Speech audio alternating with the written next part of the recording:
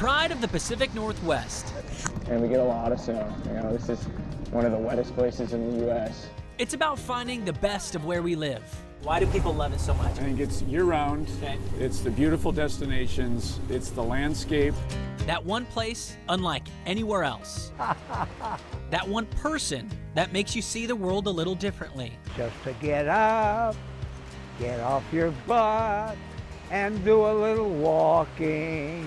Cheers. That one treasure unique to our area. We've got wild truffles, and they are culinary, they're delicious, they're gourmet. The booming business that makes us stand out. Do you think there's an argument that we should be called the Apple State? And the sparkle of wonder when the next generation discovers the outdoors. Oh my goodness. This Pride of the Pacific Northwest special starts right now, and we start on the water.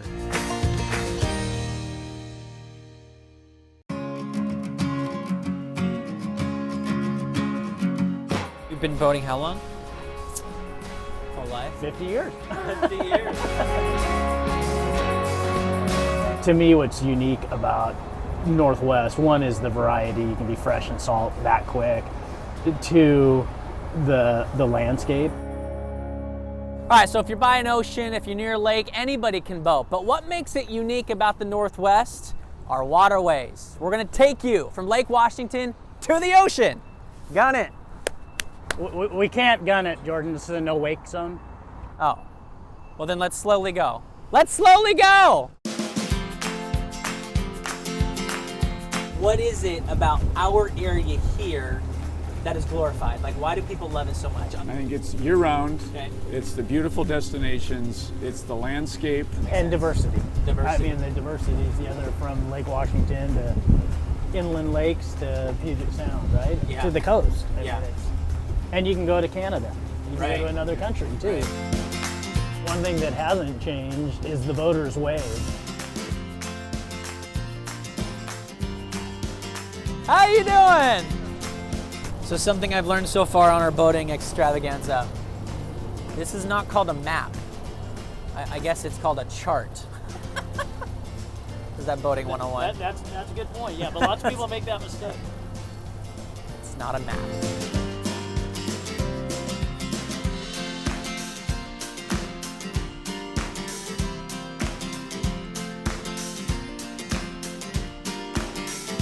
All right, so we just reached the Montlake Cut, and a lot of you guys know this, but before Montlake Cut, Lake Washington never connected to Lake Union. So before the 1900s, early 1900s, you couldn't get from Lake Washington to Puget Sound and to the ocean.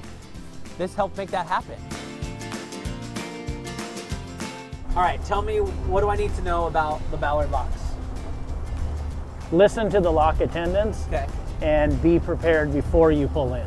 Good, I need to practice anyway.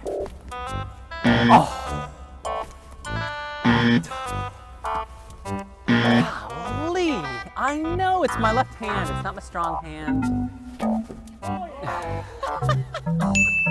Winner, winner, chicken dinner. Take number 1 on your bow line, 4 on the stern. Thank you. Thank you. Yes, number 1, I'm on it.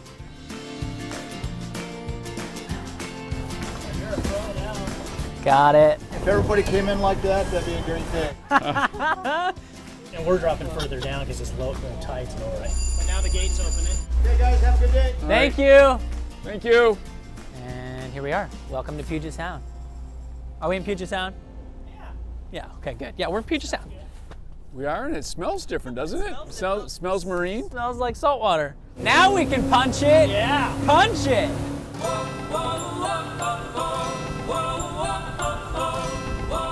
Is this Agate Pass? Yeah. Yeah. This is U.S. Navy Patrol 421. All vessels in the vicinity of Ridge Passage. CQ1, CQ1, this is Jordan Steele. King 5. That is massive. Well, we were hoping for whales, but we got an aircraft carrier. Yeah, this has got to be up there. Cool stuff to see. Yes. You don't get to see this every day, and to see one this close like this in Ridge Passage is really cool. But yeah, this is a real treat today.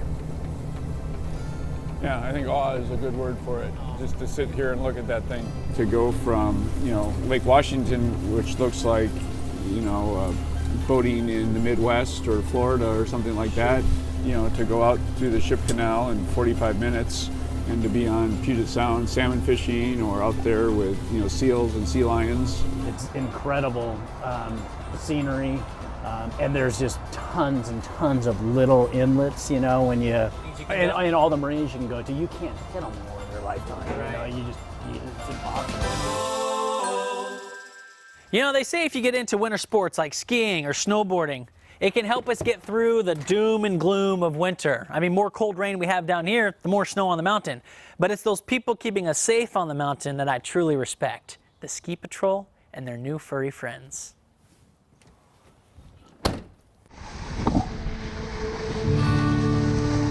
No matter what mountain you're on and you see that cross, I mean, there's just like this automatic respect.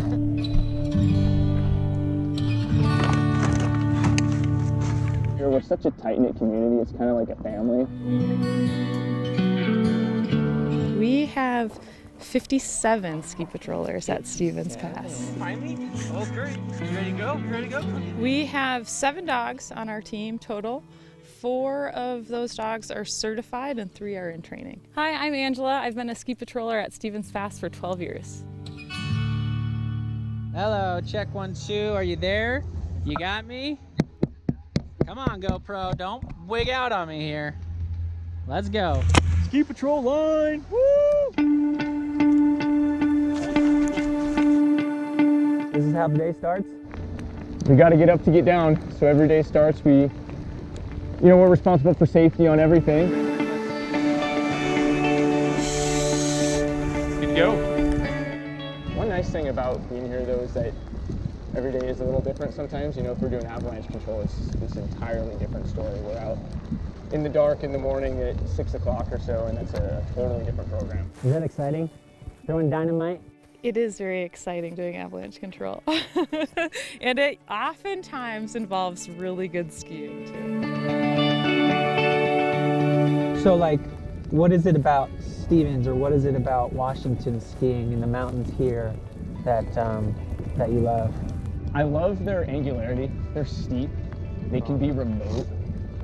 They can be hard to access sometimes. We get challenging weather. It's not always sunny, and I kind of like that. I like the challenge of it. And we get a lot of snow. This is one of the wettest places in the U.S. And that's definitely a draw for being here. I know. What's wrong? She's very excited. Is she? Yes. She saw the gear going into the pack, so she knows what we're gonna go do. Yeah. And it is playing her favorite game. What's the game called? It's the search game. All right, we're playing the search game. Here we go.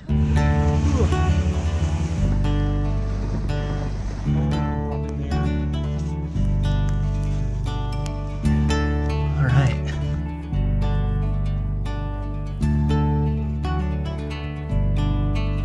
Look who found me. The Wonder Dog, Bailey, came rocking and rolling. You saved me, girlfriend. Has she ever had to rescue a person? She has not. That's good. No, it is good. But she'd be good at it. She is good at it. She is ready and good at it. We all win, Bailey wins. Yeah, Bailey. Victory dance. Victory dance. Victory dance. What is the universal handshake? Yeah. Yeah, the handshake of if you could go to just another mountain, you're like, oh, you're ski patrol, me too. I can't tell you that. We can't put that on TV.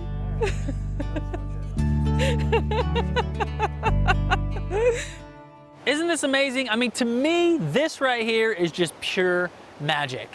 But what beats that is when you get to enjoy this pure magic with the little ones. Seeing their eyes light up makes me light up. I actually learned about it recently on a school field trip, and it was as easy as just walking on a beach.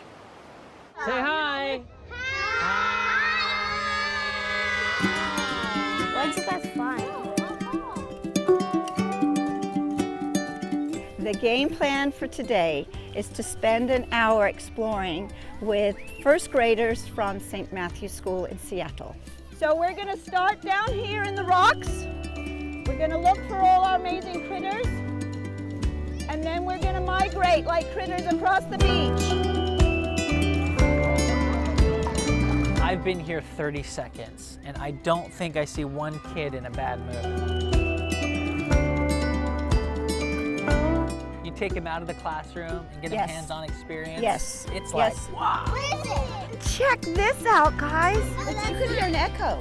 They are very excited. This is their outdoor classroom. So for us as rangers to come to work in this classroom every day, it's incredible. It's a giant sea star.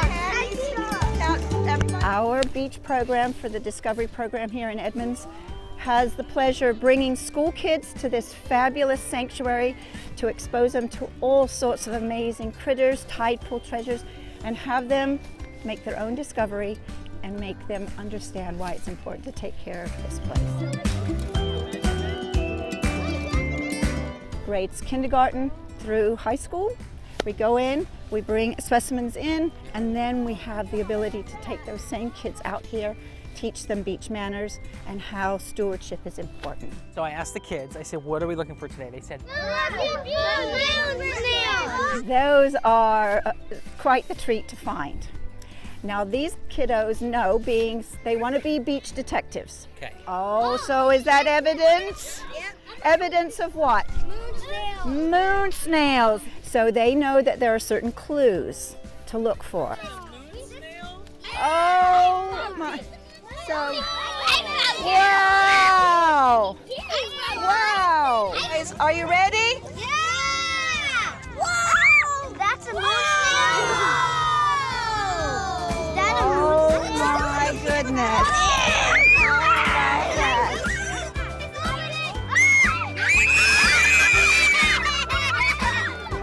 totally worth it. Found the moon snail. Success.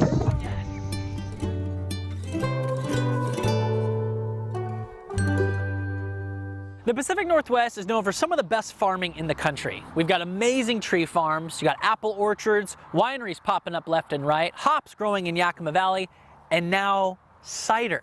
Well, the cider industry is beginning to boom, and our apple orchards are cashing in. Okay, so check this out. Washington exports roughly $77 billion worth of goods annually every year. Of those goods, this little guy right here is in the top 10. About $760 million worth go around the world, which makes us very prideful for this red fruit.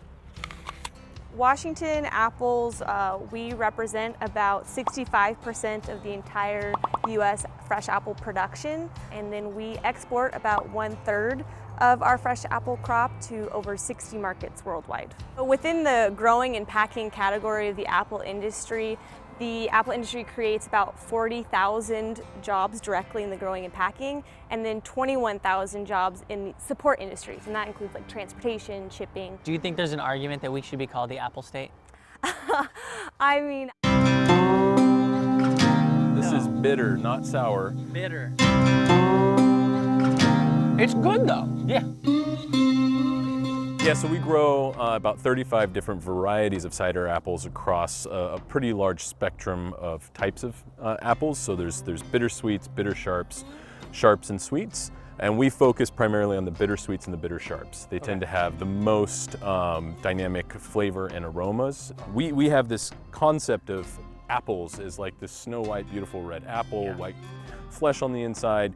And the reality is that's a handful amongst thousands of known varieties that actually perform like that and have been chosen because of those characteristics that people really like.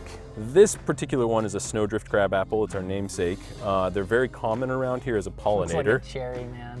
Yeah, it totally does. Same size. Taste it though. It's nothing like a cherry. It's very intense. Taste, okay.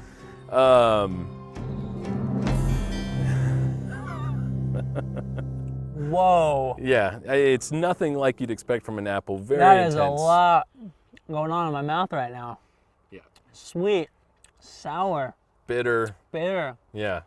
But still good. Yeah. A lot of people are maybe starting to become aware, but the small family farm is dying. It's not commercially viable in today's economy, and there's too much pressure from very large agricultural firms to make it work. Peter was actually very visionary, my father-in-law, in thinking, is there something else that we can do to continue growing and being more proud of what we make? And we sort of settled on, well, what about cider?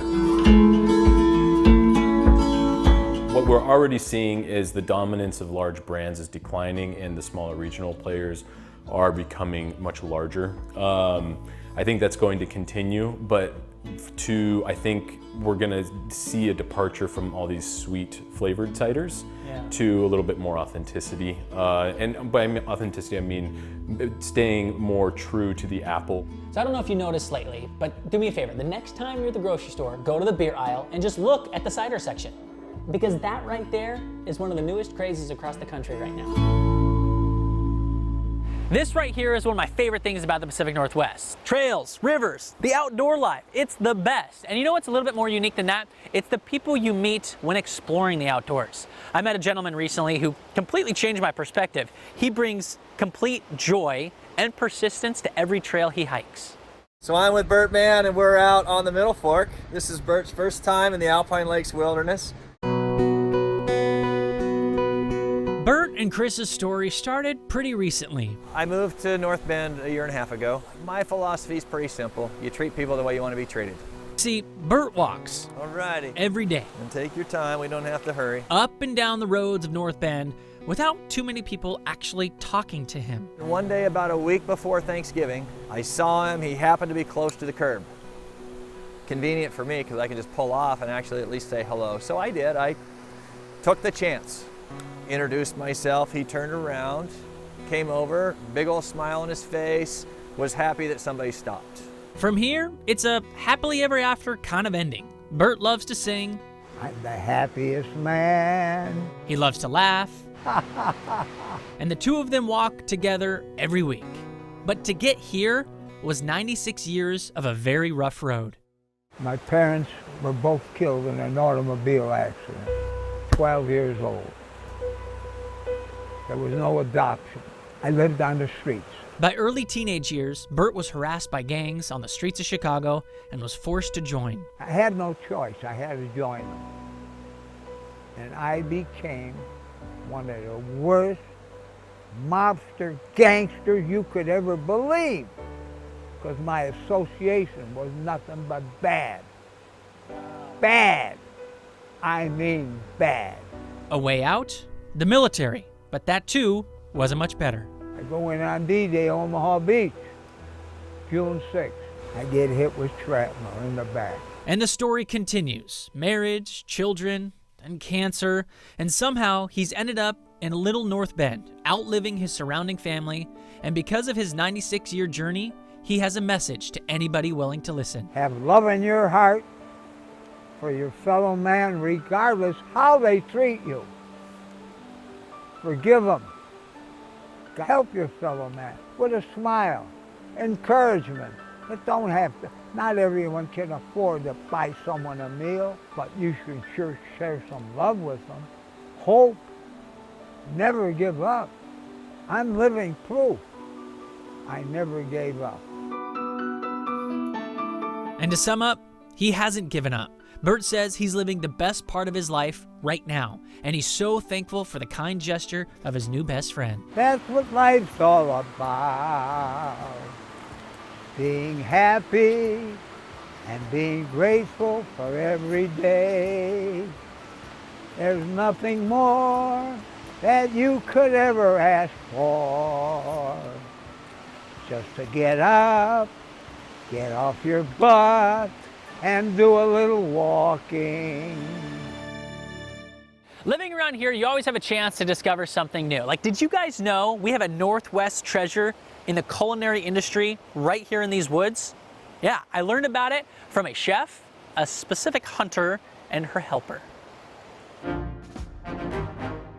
This is a preferred method of harvesting. They've been doing this in Europe for a while. I mean, you'll learn quick from me. I'll eat anything right out of the ground.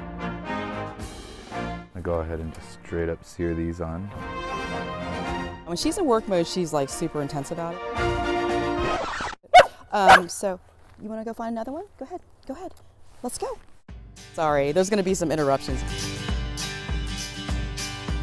So here in the Northwest, we are super lucky. We've got wild truffles, and they are culinary, they're delicious, they're gourmet.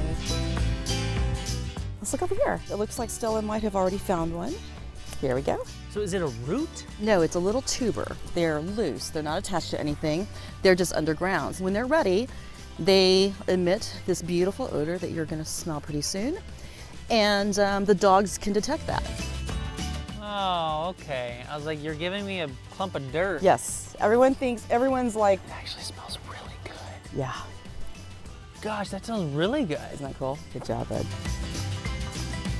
So there's black truffles, and we also have white truffles. Yeah. So we've got we have a winter white and a spring white, and our black truffles are like so incredibly unique. They are there's no truffles on the world that are this versatile and this complex.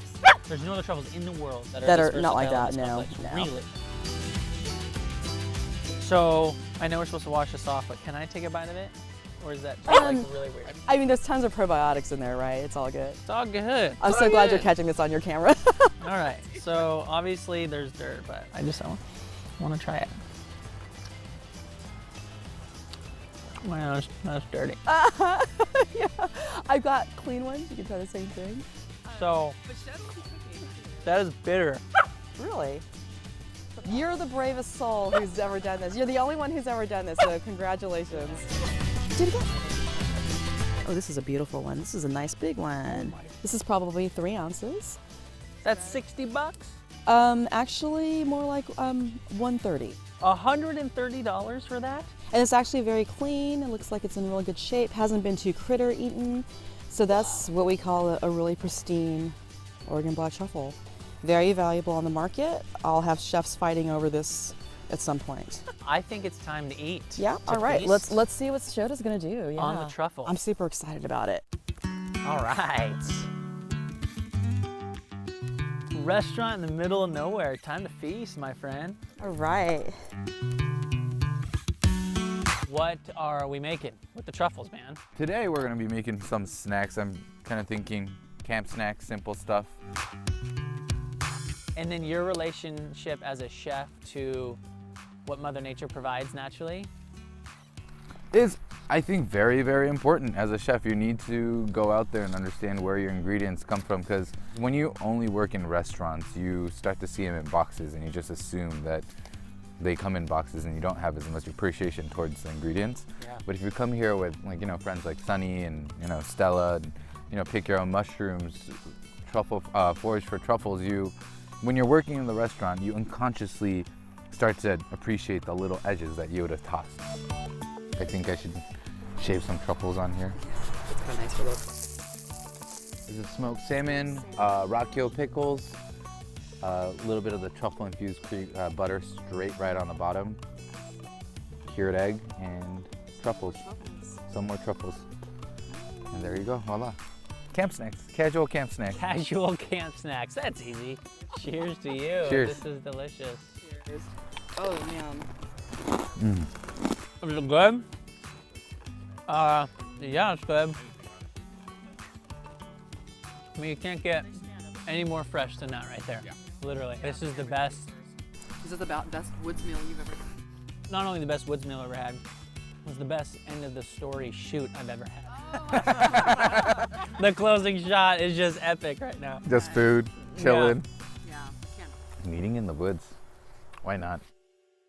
Thank you so much for being a part of this Pride of the Pacific Northwest special. I mean, this place is absolutely amazing. We love covering all areas of the PNW, but we want to find those hidden gems that maybe you know about. So shoot us a text. Let us know of a cool place we can explore.